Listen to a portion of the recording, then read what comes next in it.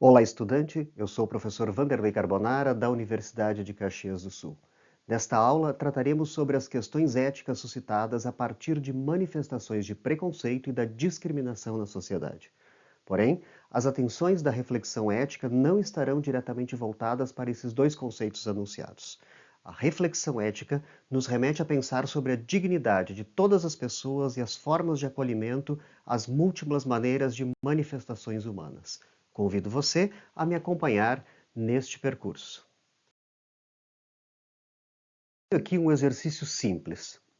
Eu vou apresentar algumas imagens de pessoas bastante conhecidas no Brasil. Você sabe quem é essa pessoa? E este futebolista? Você sabe quem é essa senhora que aparece sendo premiada? E esse senhor um tanto sério? Este outro senhor bastante sorridente. Como são personalidades de grande projeção, eu imagino que você conheça todos, ou ao menos a maioria.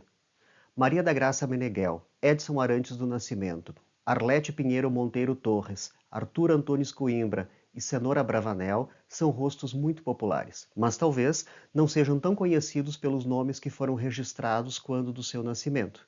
Aliás, se eu tivesse apresentado apenas os nomes sem as imagens, é provável que em algum caso você dissesse que nunca havia ouvido falar.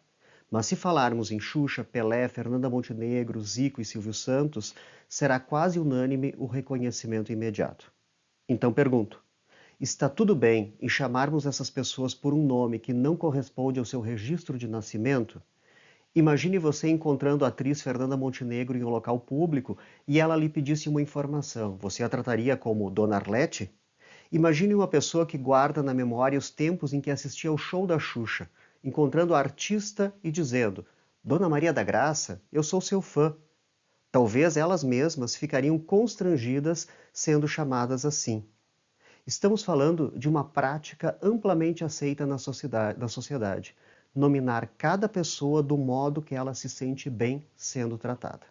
Ou seja, vivemos numa sociedade que convive muito bem com a ideia de nome social. O nome social nem sempre é igual ao do registro de nascimento. Há muitos motivos pelo qual o nome social é adotado, ora de maneira formal, ora de maneira informal. Todo apelido é um nome social. Todo nome artístico é um nome social. Todo nome alterado por não identificação com o nome de registro de nascimento é um nome social. Nome social se aplica também a autoridades de alto staff. José Sarney, ex-presidente do Brasil, foi registrado após seu nascimento como José Ribamar Ferreira de Araújo Costa. Eu creio que nem seja preciso dizer que Lula também não é nome de registro de nascimento. Dito isso, como nossa sociedade reage quando uma pessoa transgênero adota um nome social de modo formal ou informal? Se a resposta for semelhante a todos os casos anteriores, então temos uma sociedade coerente, que não exclui por conta do nome social. No entanto, caso identifiquemos que há tratamento diferenciado diante do nome social de pessoas transgênero em relação aos outros exemplos mencionados, então é preciso suspeitar que possa estar ocorrendo algum tipo de preconceito. A seguir, eu vou lhe apresentar duas imagens. Eu peço que você diga quem são as pessoas que aparecem em destaque em cada uma das imagens. Alguma personalidade conhecida? Quem? Há alguém que você não conheça? Que tipo de relação ou interação você percebe entre as pessoas em destaque em cada imagem? Na imagem que aparece à sua direita, temos a atriz Angelina Jolie e seu filho Maddox. Ela é uma personalidade muito mais conhecida, o filho muito menos. Por isso, talvez, Maddox muitas vezes não seja visto nessa imagem como filho no primeiro momento. Algo parecido ocorre na imagem à sua esquerda, em que temos uma personalidade muito conhecida do público, a atriz Maísa Silva. Ao seu lado, alguém muito conhecido, seu pai. Provavelmente a maioria das pessoas não saiba que este é Celso, o pai da Maísa. Sem saber de todas as identidades e suas relações familiares, você acha que Maddox e Celso são associados de formas equivalentes? Um fato chamou a atenção na internet quando Maísa e Celso desembarcaram no aeroporto Santos Dumont, no Rio de Janeiro.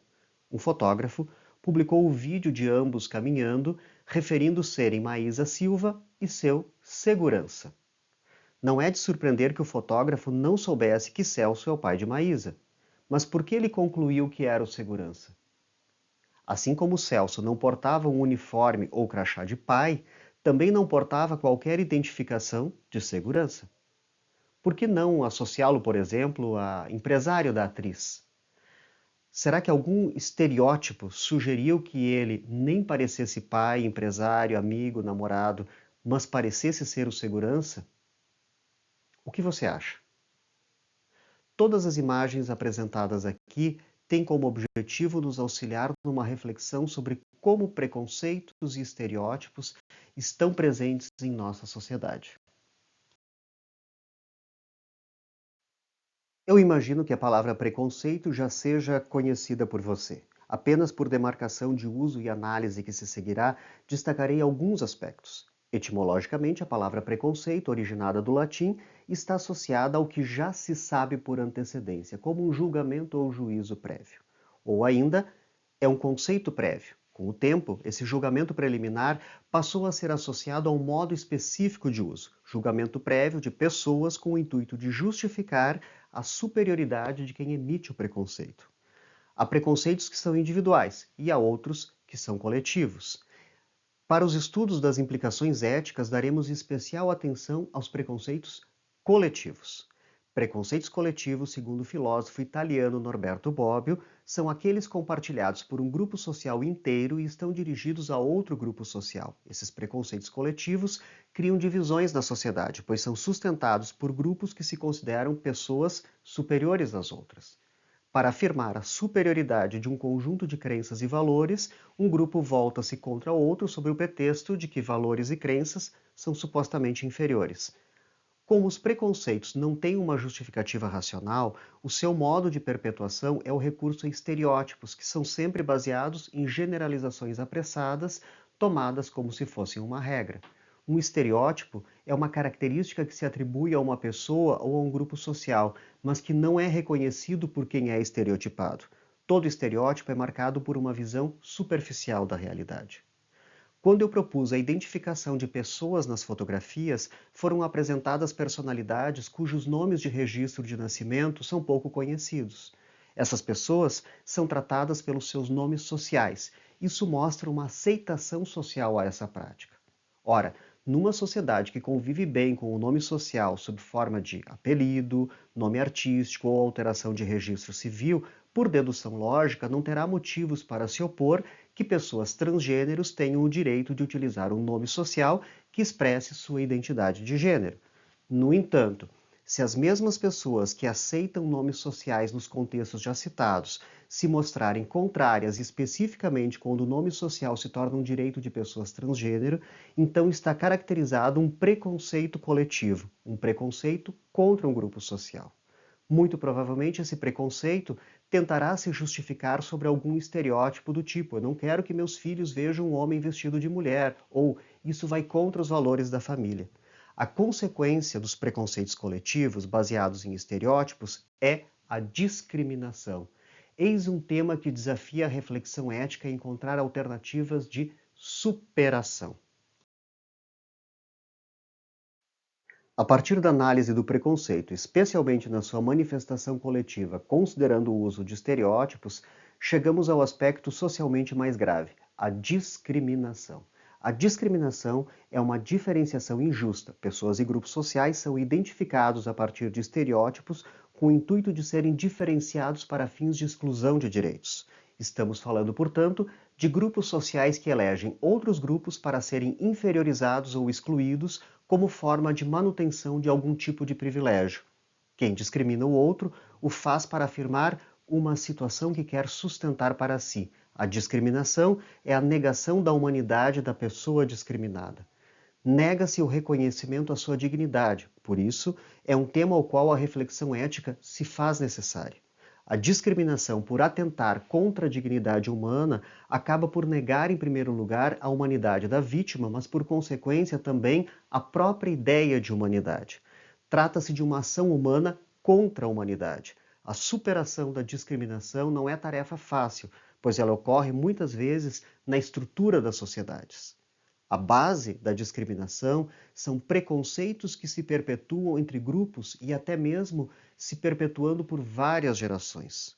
Propõe-se aqui a concepção de acolhimento como perspectiva ética de superação do preconceito e da discriminação. O acolhimento pressupõe o reconhecimento das diferenças entre as pessoas, ou seja, não somos todos iguais, mas somos diferentes.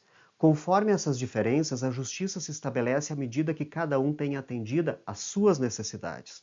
A essa justiça concebida a partir da diferença chamamos equidade. O acolhimento se realiza a partir de uma sensibilidade humana que estabelece uma relação de respeito para com as diferenças e a promoção da equidade.